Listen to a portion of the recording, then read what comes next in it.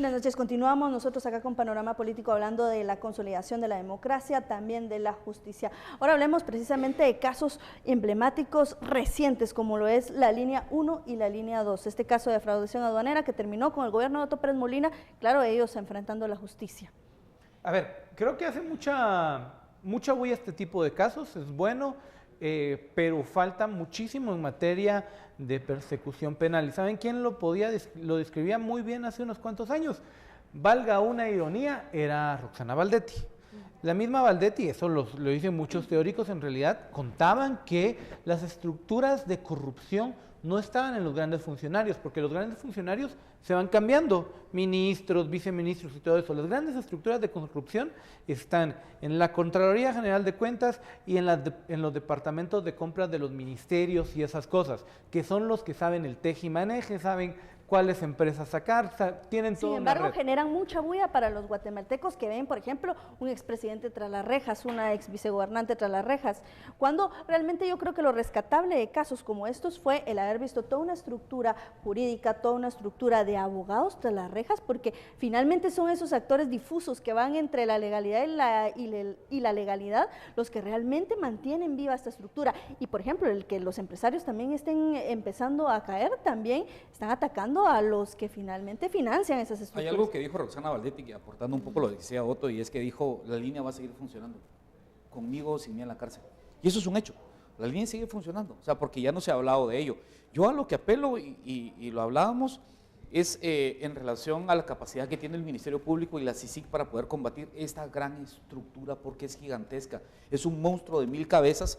Obviamente se tiene a los más significativos, que son los representantes, digamos, y que o sea, haber capturado un presidente no tiene precedentes en el país ni en la historia de Latinoamérica, creo yo, pero el punto es que estas estructuras están enquistadas hasta en los más pequeños puestos del Estado, es decir, vos necesitas de la complicidad hasta del que compra al por menor para poder sostener esa línea de corrupción. Es decir, por eso es que al final estas estructuras no acaban con la captura de capos. Por eso yo sigo pensando que es bien importante el fortalecimiento del Ministerio Público en relación al financiamiento, porque ellos necesitan fiscales para poder perseguir. Claro. O sea, toda esa estructura creo que sí es necesaria, ¿no? Y yo lo que diría es que no se trata solo de una estructura. Lo que estamos viendo es que tenían, por ejemplo, como denominador común a Roxana Valdetti en los casos que hemos visto, pero en sí se trata de varias estructuras y que el nivel de poder es tanto que la misma Roxana Valdetti tenía la capacidad de poner a su hermano, por ejemplo, a tomar decisiones de AMSA que no le correspondían a él realmente, en el caso que vimos, por ejemplo, en esta semana, que era el del lago de Amatitlán. Pero, es decir, al final vemos que son estas personas con estos altos niveles de poder los que determinan que el funcionamiento de estas estructuras de corrupción dentro del gobierno. Yo lo que creo que queda muy claro después de todo es que Roxana Valdetti, y a veces uno pone como Roxana Valdetti como la figura mala, pero en realidad Otto Pérez Molina no era ningún tonto, ¿verdad? El binomio presidencial del Partido Patriota llegó a robar al Estado, o sea, no tenían ningún interés en el desarrollo de políticas públicas para sacar al país del subdesarrollo. Que no nos consta que solo ellos han llegado a eso, porque el hecho de que estuviese una CICIG como tal, como la actual, tuvo mucho que ver. Yo sí debato eso, a ver, yo sí creo que en este caso en particular, y no estoy defendiendo ni la administración de Alfonso Portillo, ni la de Óscar Berché, ni la de Álvaro Colom, pero era evidente que Otto Pérez Molina sí llegó con la intención de salir de la clase media y volverse nuevo rico. Los otros obedecían otros intereses y generaban corrupción, pero creo que no llegaban a ese punto. Bueno, yo sí creo que el hecho de que la Comisión Internacional contra la Impunidad en Guatemala estuviera dirigida por Iván Velázquez tuvo mucho que ver para que esto se diera. No creo que haya sido una cosa únicamente el gobierno patriotista, aunque ellos realmente se llevan las palmas por ese nivel de corrupción. Sin embargo, no creo que haya sido una cosa que se limite al gobierno pasado, ni que se vaya a acabar con el fin del gobierno pasado. Pero si uno revisa, incluso a Alfonso Portillo se le lleva a la cárcel y hay 2, 3 casos, pero no el nivel de descaro que uno mira de los patriotas. No, nivel de descaro, Otto. Yo creo que es bien importante también poder enmarcar otro tema que se evidencia en este momento, y es el tema de la certeza jurídica, y es que cuántas personas tienen acceso a lo que está pidiendo Roxana Valdetti, por ejemplo, en la cárcel.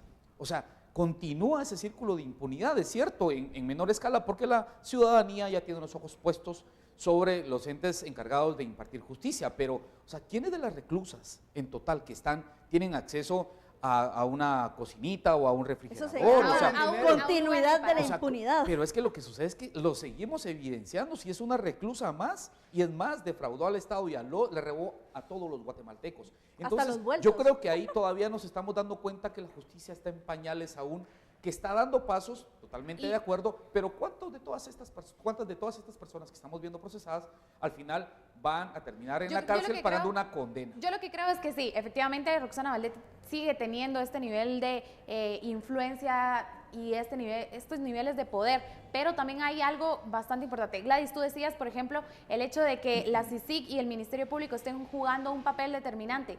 Sí, lo está, y es la misma CICIG que ha comenzado con el gobierno de Jimmy Morales, y algo que a mí me genera mucha preocupación, digamos, es cómo, por ejemplo, estuvo este intento de amarrar las manos al Ministerio Público y la CICIG por parte directamente del partido FCN. Entonces ahí lo que estamos viendo es que sí existe un temor a esta CICIG y a este Ministerio Yo Público. tengo una respuesta para la pregunta de Antes de Miguel. la votación, Otto. A ver, ¿quiénes pueden hacer lo que Roxana Valdetti está haciendo en este momento? Los que tienen poder y los que tienen dinero. Lo que pasa es que el caso de Roxana Valdetti es muy evidente, pero cuando la cenicienta de la cadena de justicia sigue siendo el sistema de presidios. En presidios reina la corrupción y quien tenga dinero puede poner una tienda, un spa, un billar, una cocinita, Sí, lo que por sea en el eso sistema. por eso era que al final señalar a Roxana Valdetti únicamente como la responsable principal de todo me parece también a veces hasta machista. Bueno, vamos con la votación, No, por no es favor. machista. Vamos No con es la machista. votación. No, A ver, no es la machista. votación. No No es es. machista. A ver, hablan así de No lo Otto es. Pérez Molina. No, es cuestión de justicia. Bueno, No, Yo pero creo que en este público es caso, una persona. 5 puntos por la importancia que tiene, se ha debilitado estructuras pues que sin duda continuarán acá funcionando. yo le doy un 4 porque creo que a pesar de que la justicia debería de ser pronta, cumplida y debería ser como lo establece la ley, creo que hay todavía muchísimos privilegios para gente que está fuera y adentro de la cárcel. Yo le doy todavía un 4 porque estamos hablando de 2 casos, por ejemplo, en los que ya se vincula a Roxana Valdetti, pero estoy segura que habrán más, y no solo a ella, sino también a muchísimos del gobierno patriota. A ver, yo creo en un 2, el sistema de justicia todavía falta que avance muchísimo en capturar toda la corrupción. 1, 2, aplaudo que se procese a Otto Pérez Molina y a Roxana Valdetti, que insisto, llegaron a saquear el Estado y no tenían ninguna intención, pero lo tercero y más preocupante, el guatemalteco sigue aplaudiendo el hecho de que la corrupción es buena, y hasta que no cambiemos esa forma de pensar, vamos a seguir teniendo funcionarios corruptos.